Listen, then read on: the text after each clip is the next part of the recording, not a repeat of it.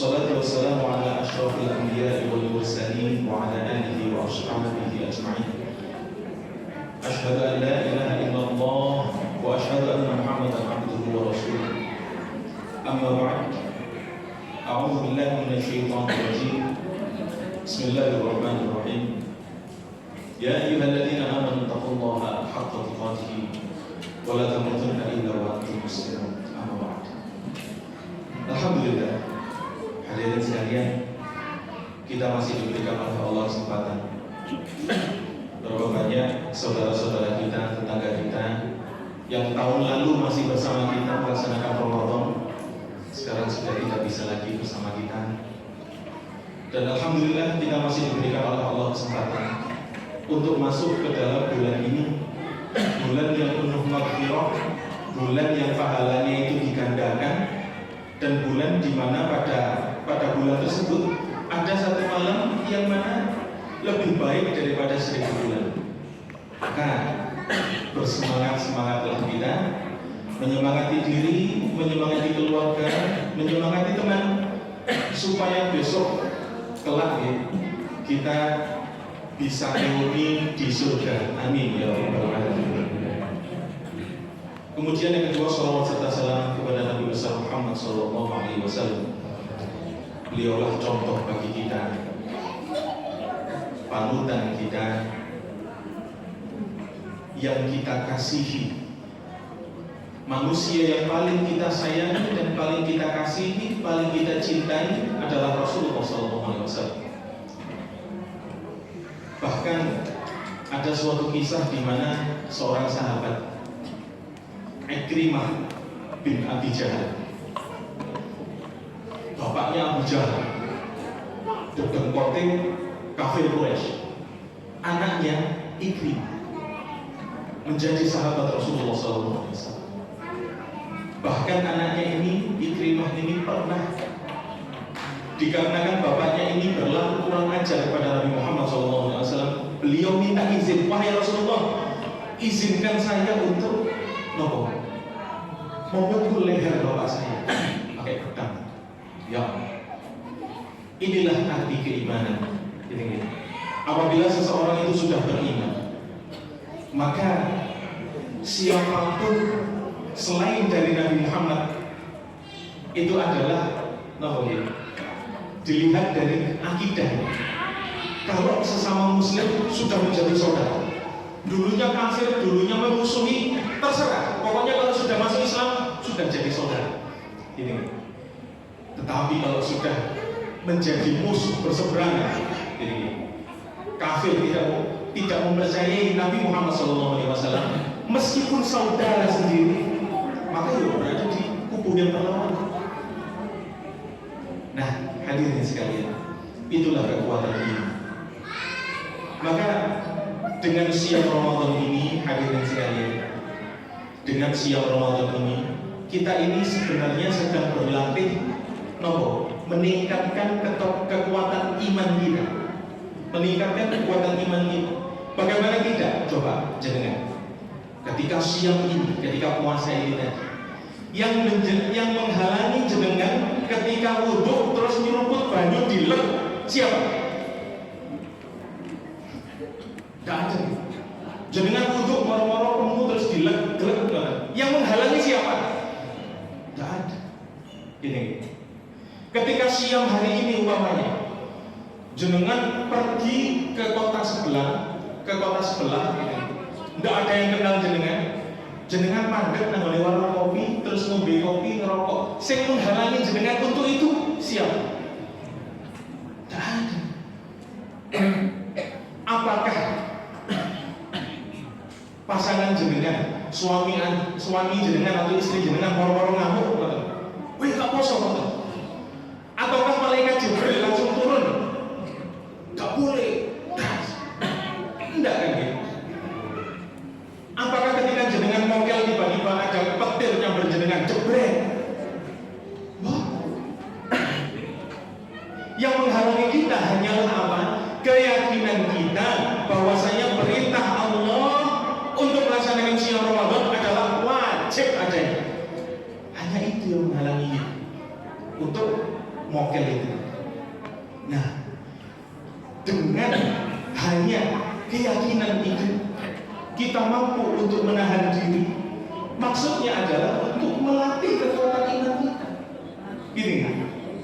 Maka apabila kita sudah terlatih selama bulan Ramadan ini, meskipun kita melihat ada hal-hal yang haram, maka meskipun kita mampu, sesungguhnya kita sudah dimulai dengan keimanan kita, kekuatan iman kita, maka kita tidak akan mungkin akan tergoda dengan maksiat tersebut. Tidak mungkin. Kalau siangnya betul, jadi kita mampu untuk menahan diri, kita mampu untuk mendahulukan keimanan kita daripada keinginan kita. Nah, ini maksud dari siang tersebut. Maka ketika jenengan memiliki kekuasaan dan jenengan bersiap, seandainya saja dengan kekuasaan jenengan itu mampu mengambil hak orang lain dan jenengan tanpa ada konsekuensi, maka apabila jenengan adalah yang betul-betul beriman, memiliki kekuatan keimanan, tidak akan mungkin jenengan mengambil kesempatan tersebut. Soalnya yakin di akhirat itu akan ada hitungan. Nah, mungkin ini loh siang itu. Yakin bahwasanya di akhirat itu ada ganjarannya. Maka kita juga tidak akan hitung-hitungan lagi ketika berbuat baik pada bulan Ramadan ini. Siapa yang mengganjar? Allah Subhanahu wa Ta'ala. Tidak akan mikir-mikir lagi. Kalau saya ngasih segini, kira-kira saya dipuji nggak gitu? Tidak akan lagi. Karena ibadah siang diajari dengan ibadah siang. Ibadah siang itu kita mau pamer bagaimana? Jenengan coba kalau waktu siang hari ini atau besok ketika siang, jenengan katanya pamer dengan ditonggonin jenengan ya, aku poso, pamer ya apa dengan bibir pecah-pecah di tutup dan bibirku pecah-pecah di posone temenan. Apa ditutup kalau lemes sama itu, aku poso temenan sama itu. Boten. Ibadah siang itu tidak bisa diriakkan, tidak bisa diperlihatkan kepada orang. Maka dengan melihat ibadah siang ini, maka ketika kita melakukan ibadah yang zahir umpamanya, seperti sodako, ketok kan dia sodako kalau ngomongin, seperti sholat, ketok dia sholat gitu, maka kita tidak lagi mencari pengakuan dari orang lain. Tidak akan lagi sholat supaya diarani wong ngalim. Tidak akan lagi membaca Al-Quran supaya dilembut suaranya enak. Nah, karena dengan ibadah siang sudah dilatih, tidak riak. Kata di pamer yo promosi, bukan sakit ya. Di pamer nol mesin, bukan sakit. Di pamer nol pecah-pecah bukan sakit. Nah, ibadah siang ini hanyalah disaksikan oleh hamba yang melaksanakan siang tersebut, dan juga siapa lagi yang mengetahui? Hanya Allah Subhanahu wa Ta'ala yang mengetahui. Nah, hadirin sekalian, kutiba alaikumus syiyam kama kutiba alal ladzina min qablikum la'allakum tattaqun.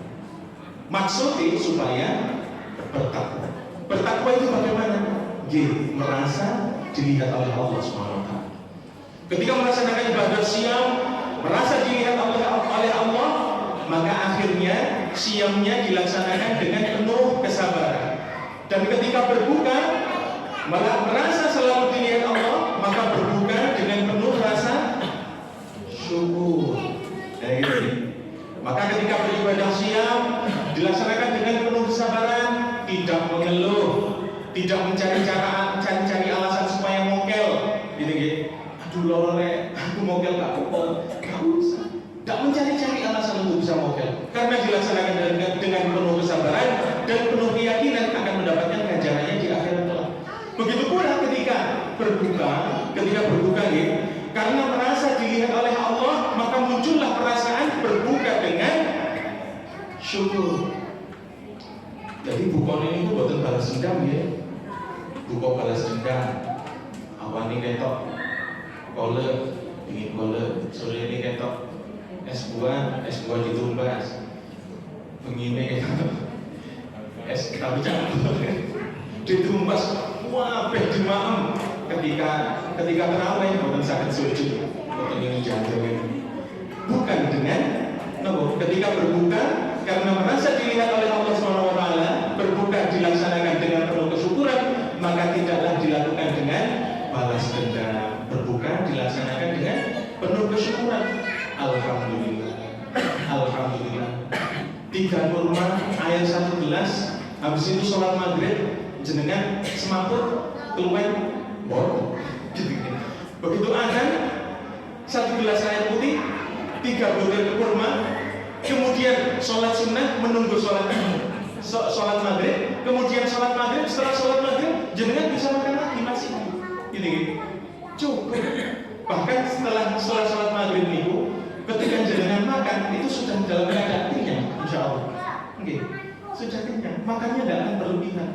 Makan yang berlebihan itu apa? Ketika harus makan, langsung. Walas dendam. Niku biasa nih, maghrib, Allahu Akbar, keleken. Nah, ini balas dendam. Gitu. Maka daripada itu, hadirin sekalian, ibadah siam ini adalah ibadah untuk melatih diri kita bahwasanya kita ini setiap saat diperhatikan, dilihat oleh Allah Subhanahu wa taala. Maka ketika kita melaksanakan ibadah, laksanakan ibadah dengan penuh kesabaran, dan ketika kita sedang menikmati kenikmatan, rasakan kenikmatan itu dengan penuh kesyukuran. Aku lupa hadza wa astaghfirullah. Assalamualaikum warahmatullahi wabarakatuh.